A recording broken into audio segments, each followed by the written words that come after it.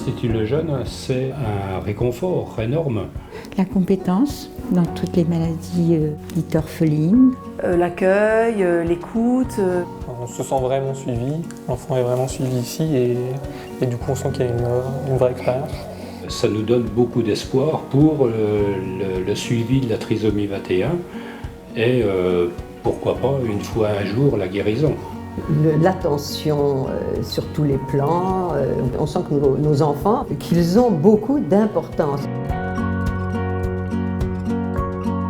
Créé et financé depuis 1997 par la Fondation Jérôme Lejeune, l'Institut s'inscrit dans la continuité du travail du professeur Lejeune, découvreur de la trisomie 21, autour de 3 missions: soigner, chercher et former.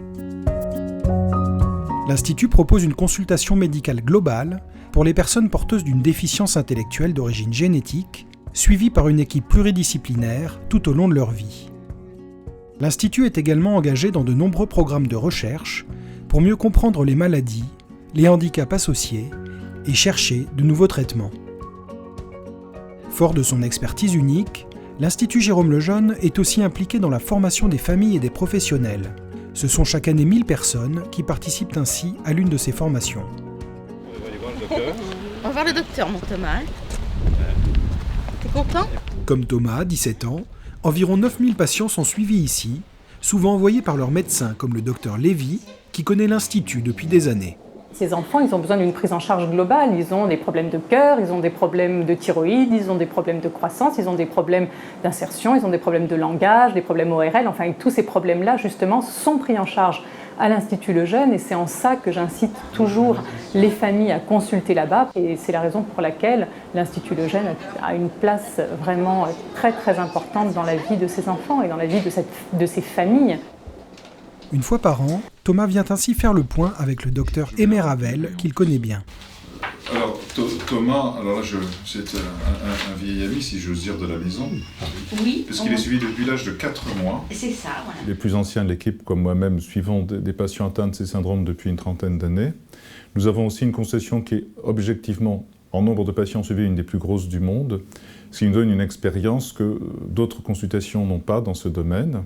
Et nous avons aussi, ce qui est important, des concessions durant 1 heure, ce qui nous permet réellement de ne rien laisser échapper, que ce soit dans l'examen du patient, qui peut être vraiment complet, que dans l'interrogatoire du patient et de ses parents, qui peut être aussi très attentif. Après avoir parlé de la famille, oui. On revient sur Thomas. C'est l'ORL qui gère ses apnées du sommeil. Oui. Une année, on a eu le docteur Mirchet qui nous a dit « Oh, rien qu'en voyant Thomas, Thomas doit faire des apnées du sommeil ». Il s'avérait que Thomas faisait de grosses apnées du sommeil.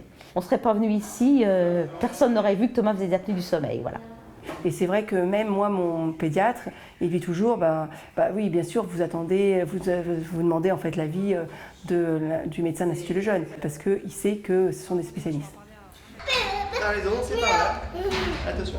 C'est en effet une vingtaine de cliniciens, de disciplines médicales et paramédicales, qui travaillent ici en équipe au service du patient. Nous suivons des patients ayant une maladie génétique, c'est-à-dire que ce n'est pas une cellule qui est perturbée, mais toutes les cellules de l'organisme, puisque le gène ou le chromosome en trop est présent dans toutes les cellules. Et pour ces patients, il faut donc un abord transdisciplinaire ou pluridisciplinaire. Les gens viennent aussi trouver plusieurs spécialités, en particulier des conseils en orthophonie, des conseils sur le plan du développement psychomoteur, du développement cognitif, sur le plan des complications associées. Toutes les semaines, l'équipe se réunit pour échanger, faire le point et partager un même regard sur les patients. Ça concourt à ce que j'appelle l'âme de l'Institut, c'est-à-dire une expertise au service du patient avec un regard positif et bienveillant. Ce regard expert et bienveillant est le fruit de plus de 50 ans d'histoire au service des patients, dont témoigne le professeur Marie-Odile Rétoré, fidèle collaboratrice du professeur Lejeune. Beaucoup de patients âgés, en fait, nous les connaissons depuis leur naissance, quand nous étions avec M. Lejeune à l'hôpital Saint-Louis, à l'hôpital Trousseau, et puis ensuite aux enfants malades. L'Institut représente la grande tradition médicale du professeur Lejeune et sa grande exigence humaine. Et je sais combien aujourd'hui les patients et leurs familles considèrent l'Institut comme une famille naturelle où ils se sentent particulièrement bien accueillis et aimés. C'est évidemment très important pour des patients qui bien souvent se sentent stigmatisés dans la société.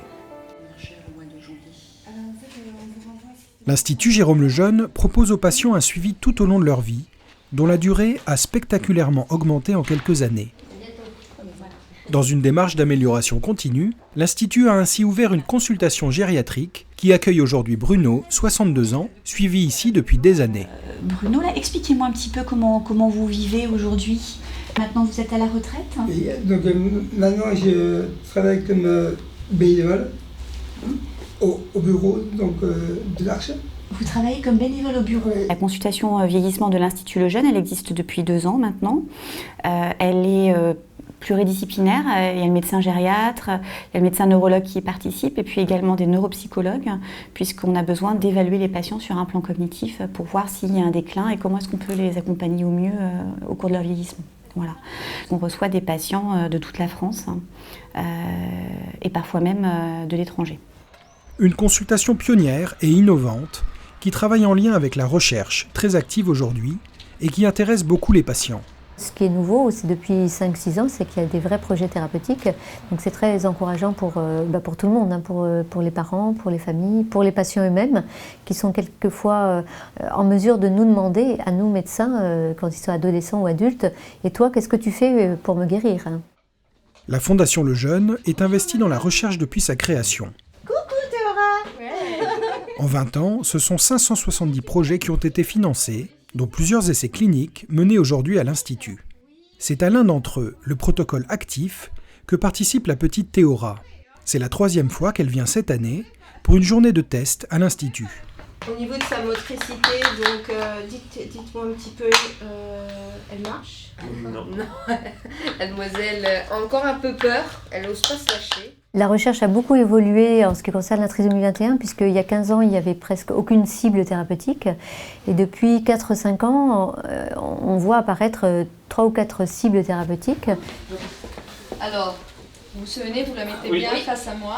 Donc on voit que ça correspond vraiment à une demande des familles de savoir ce qu'on fait pour leur enfant en termes de recherche et de pouvoir participer concrètement à un essai thérapeutique.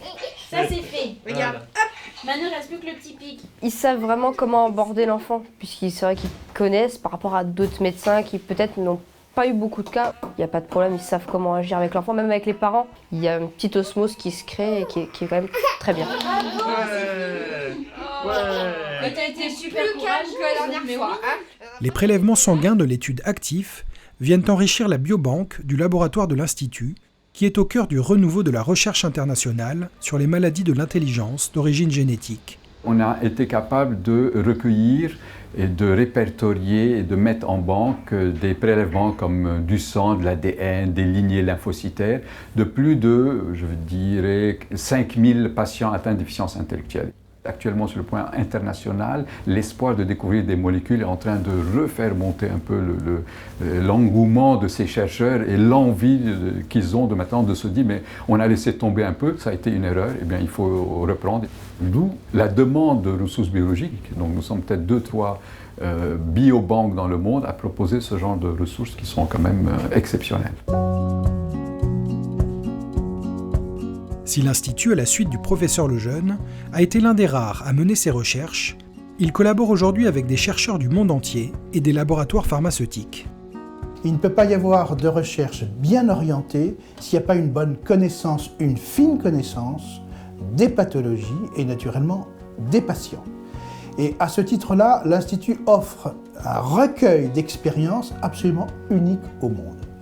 Et c'est cette expérience-là qui aujourd'hui est mise à la disposition des chercheurs du monde entier, qui peuvent venir rencontrer l'Institut, proposer à l'Institut des essais cliniques et ainsi faire avancer la recherche vers des solutions de traitement, de médicaments, afin de corriger la déficience intellectuelle qui est la première souffrance d'une personne et qui est son premier handicap.